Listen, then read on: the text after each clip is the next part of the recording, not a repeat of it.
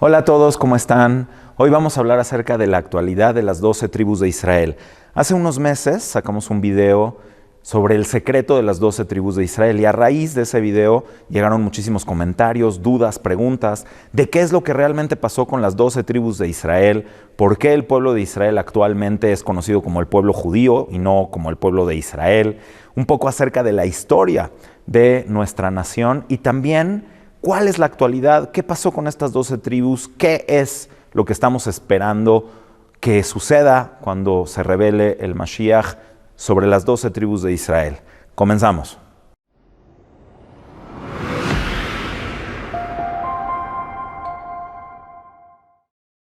Comencemos por explicar qué es lo que sucedió con las 12 tribus de Israel.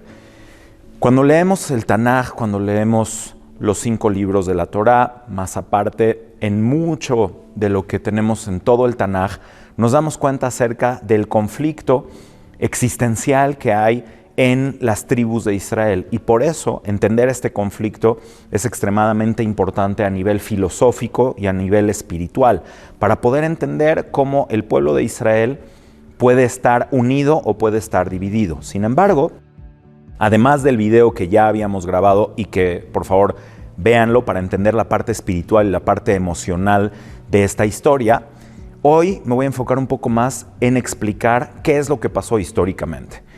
Aproximadamente en el siglo VIII, antes de la cuenta que llevamos hoy en día, el imperio asirio o el imperio neo-asirio conquista el territorio de Israel y, como era lo común en aquella época, toma a los habitantes de estas tierras y los dispersa en otros territorios que ya habían conquistado.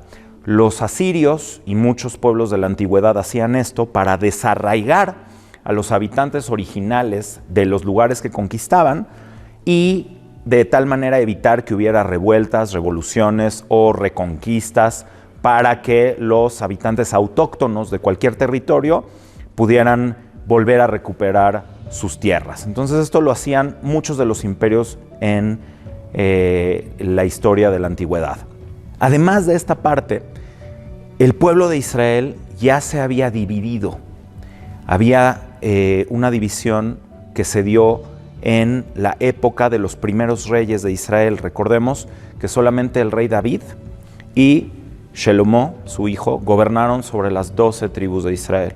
Después de la muerte de Shelomó, el rey Rehobam tuvo una disyuntiva acerca de cómo manejar el reino de Israel, obtuvo consejo de gente sabia, de gente anciana y de gente joven.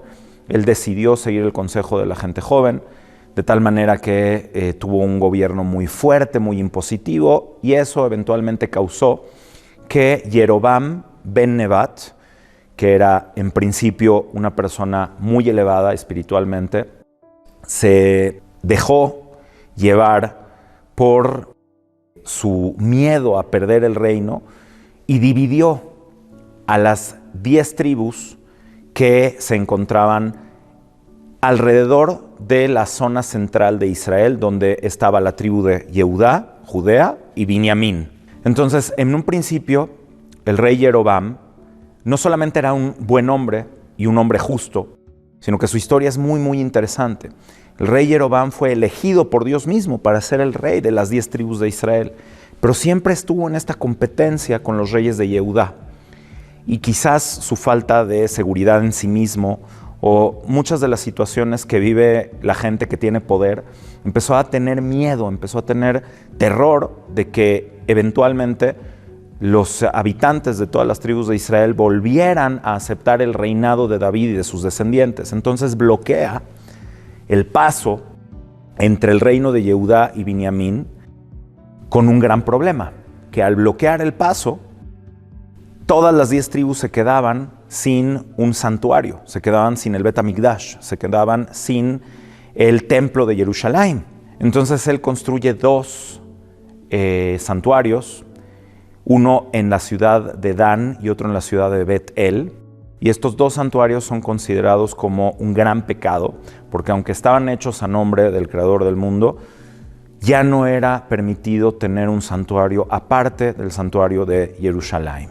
Entonces aquí se empieza a dar la división final de las 10 tribus de Israel y la tribu de Yehudá y Binyamin, hasta que en el principio del siglo VIII los asirios conquistan a las 10 tribus, que eran un reino distinto del reino de Yehudá y Binyamin, y se las llevan a los territorios que les mencioné en un principio. Sin embargo, los asirios no pueden conquistar la tribu de Yehudá y la tribu de Binyamin.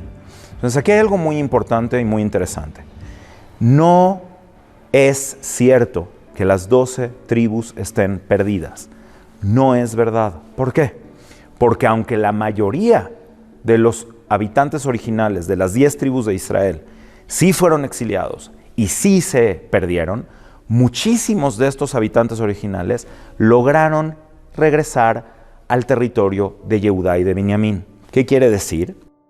Que aunque no sabemos hoy en día quién es de la tribu de Rubén, quién es de la tribu de Shimón, quién es de la tribu de Dan y quién es de la tribu de Naftalí, sabemos que muchos sobrevivientes de las 10 tribus lograron unificarse nuevamente con Yehudá y Binyamin. Entonces, en un sentido estrictamente étnico, los judíos no somos solamente judíos. ¿Por qué nos llamamos judíos? Porque cuando unos años después el imperio babilonio conquista finalmente el territorio de Yehudá y Binyamin y nos exilia hacia Babel, a partir de ahí somos conocidos como los Yehudim, que vienen de la tierra de Yehudá. Pero para empezar, por lo menos la mitad o algo así de los habitantes del reino de Yehudá eran de Binyamin, más toda la gente de la tribu de Leví, que eran los Leviim, los levitas y los Kohanim, que también son de la tribu de Leví, más todas estas personas del resto de las 10 tribus que sí lograron sobrevivir a través de Yehudá. Pero son los babilonios quienes nos empiezan a nombrar como Yehudim. La primera vez que aparecemos como Yehudim en la historia, en el Tanaj, es en la Megilá de Esther. En la Megilá de Esther se le llama a un hombre que era de la tribu de Binyamin, se le llama Ish Yehudí allá Shushan Abirá. Había un hombre judío en la capital, Shushan, que se llamaba Mordejai, hijo de Yair, hijo de Shim'i, hijo de Kish, un hombre de la tribu de Binyamin. Quiere decir que ya se empieza a conocer con el nombre genérico a todos los exiliados del territorio de Yehudá como judíos, a pesar de que fueran de otras tribus. Esto es muy importante para entender que las 12 tribus de Israel continúan presentes, aunque seamos llamados como judíos, como Yehudim de la tierra de Yehudá. Ahora hay algo más, además de esto. Ideológicamente, cada una de las tribus de Israel tiene algo que aportar. Cada una de las 12 tribus de Israel tiene un detalle importante que sumar. Pero en principio podemos decir que existe la rama o el tronco de Yehudá, la rama y el tronco de Yosef, que son las tribus de Efraín y Menashe. Y el resto de las tribus se aglutinan alrededor de ellos.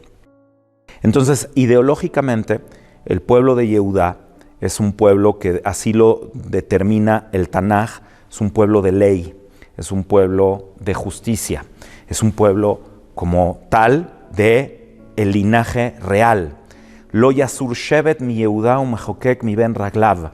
Nunca dejará de haber una vara de gobierno en Yehudá, quiere decir que el reino de David continuó, a pesar de que se terminó por completo el reino del terreno que gobernaba Yehudá. Aún así, sus descendientes, los descendientes de David, continuaron por siglos y siglos siendo los dirigentes de los judíos en Babilonia. Se les llamaba Resh Galuta, que era el dirigente del exilio. En español se les llama también los exilarcas. Ellos eran también descendientes de David. Y la ley, Mehokek mi ben raglav, nunca dejará de haber legisladores de la descendencia de Yehudá. Entonces, la característica principal de la tribu de Yehudá es el orden estructural, el gobierno y el liderazgo del pueblo de Yehudá para mantener la identidad de todo el pueblo de Israel. Entonces, por ese aspecto y también por el tema de que estamos esperando al Mashiach, entonces nosotros nos identificamos muy fuertemente con la tribu de Yehudá y nos llamamos judíos, pero sin el elemento específico de Yosef, sin los elementos que aporta Yosef, que son Efraín y Menashe, la redención de Israel sería imposible. Muchos grandes sabios hablan acerca de esto, pero en particular Rav Kook lo menciona de una forma muy clara y muy específica. Es como la cabeza y el cuerpo, es como el cerebro y el corazón. El cuerpo de Am Israel no puede existir si no tenemos ambas partes. Yosef, la característica de Yosef es más hacia el exterior. Yosef, Efraín y Menashe están relacionados con el brillo del pueblo de Israel hacia la parte exterior. Quizás Yehudá es más interno, más hacia adentro, más hacia el gobierno y el liderazgo para mantener una identidad hacia nosotros mismos.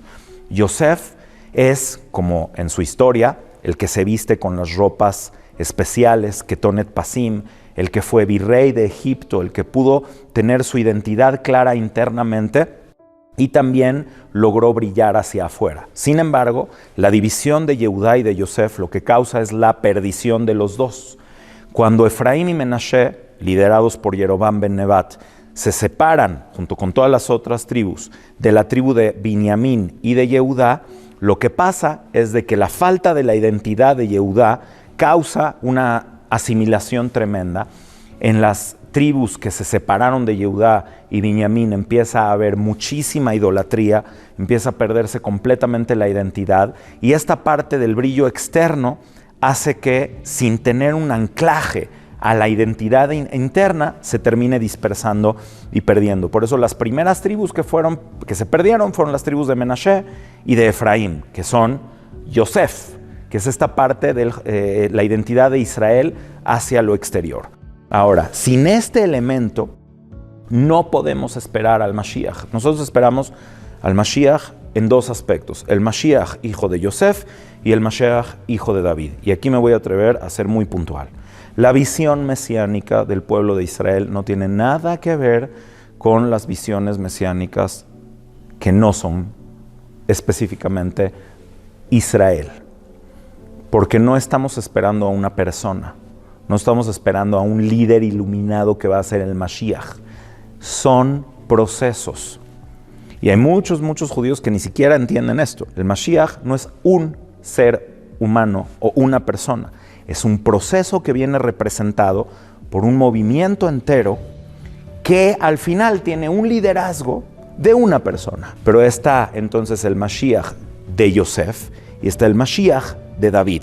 Primero va a llegar el Mashiach de Yosef al mundo. Es decir, el pueblo de Israel va a recuperar la capacidad de tener una identidad externa, más la interna que ya tenemos, y poder recuperar la identidad de contacto con las naciones del mundo, de poder volver a ser un centro de no solamente de atracción hacia los pueblos del mundo, sino que también podamos nuevamente dar un mensaje que sea de una manera útil para todas las personas, para todos los seres humanos que quieran aprender de nosotros. Durante los 2000 años de exilio, la fuerza de Yosef quedó completamente enterrada.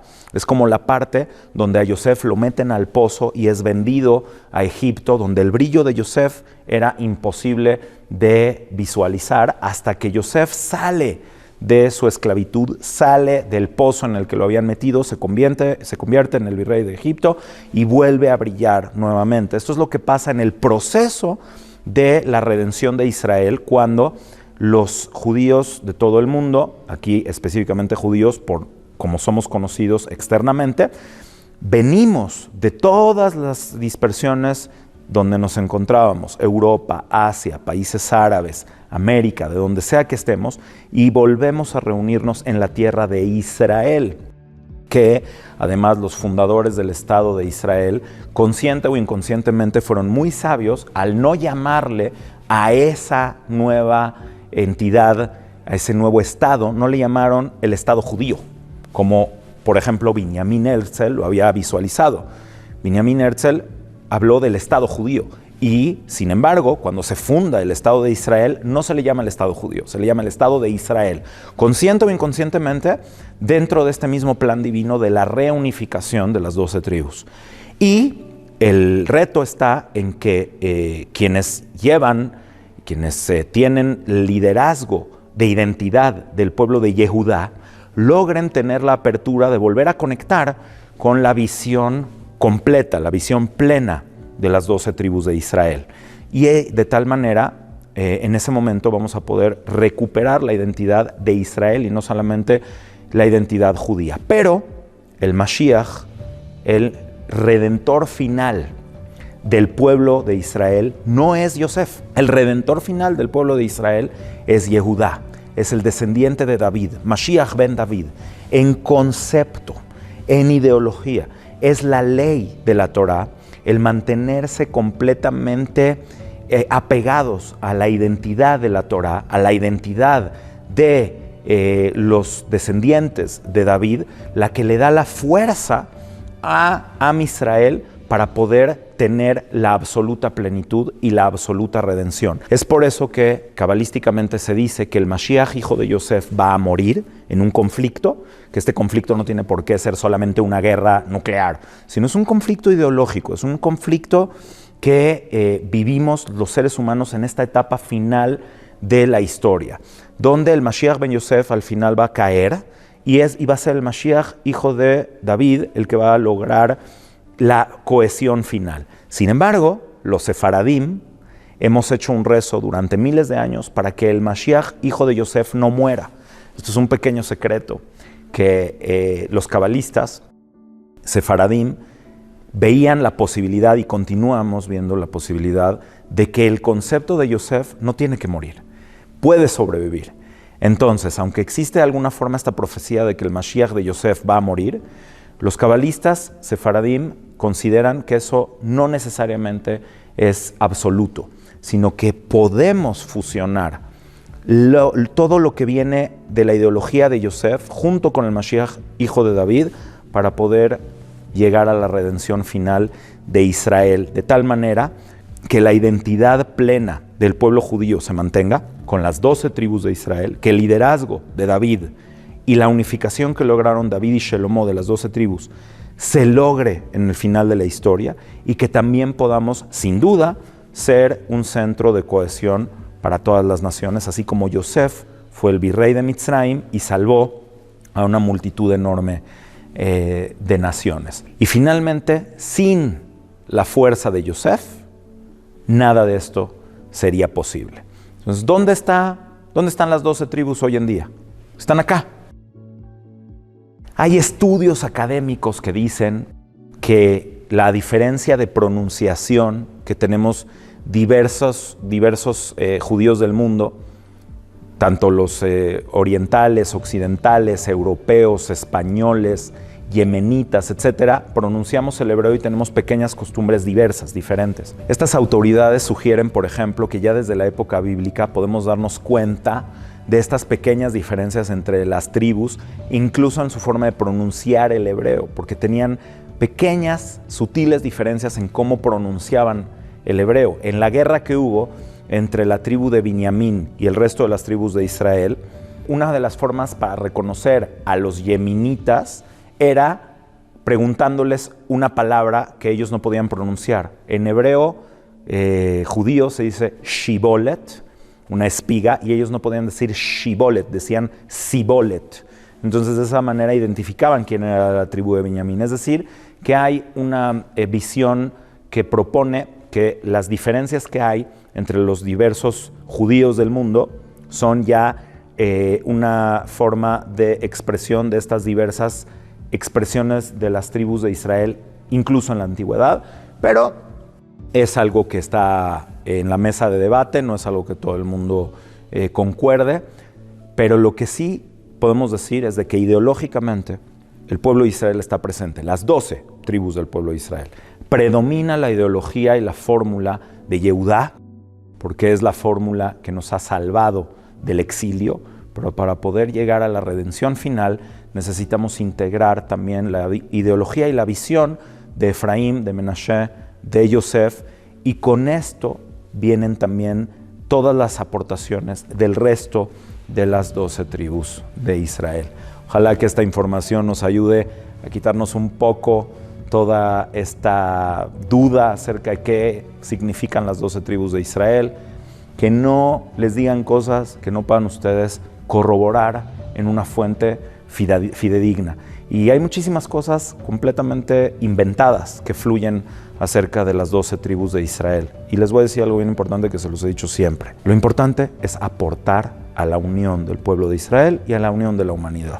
Esa es la gran pregunta que nosotros nos tenemos que hacer. Lo que haces, lo que dices, las cosas que llevas a cabo en tu vida, ¿te crean unión con los demás o te dividen y te separan de los demás? Siempre con tu identidad clara, siempre que sepas quién eres y quién no eres.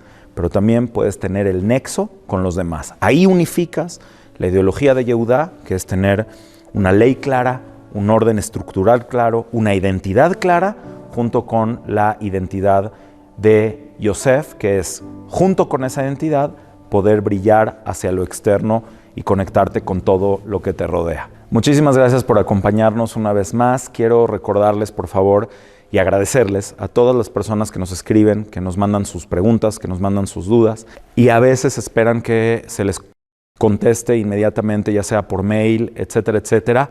Les pido por favor un poquito de paciencia. Mis actividades y mis deberes son más de lo que un ser humano puede sustentar. Entonces realmente intento responder y contestar, como en esta ocasión, en los videos. Sobre todo cuando hacemos los videos de Judaísmo sin mitos. Ahí contestamos muchísimas de las preguntas que ustedes nos mandan. Es un poquito difícil que yo pueda sentarme en la computadora a responder cada una de sus preguntas. Sin embargo, las leemos, las apuntamos y las dejamos para poder irlas respondiendo, como por ejemplo en esta ocasión, con un video específico de muchas de las dudas que nos han mandado sobre un tema en específico.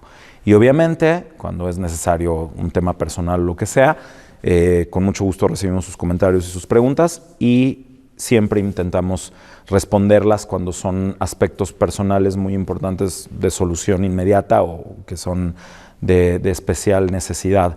Pero por favor, agradezco su paciencia, agradezco su atención y si Dios quiere, nos vemos la próxima.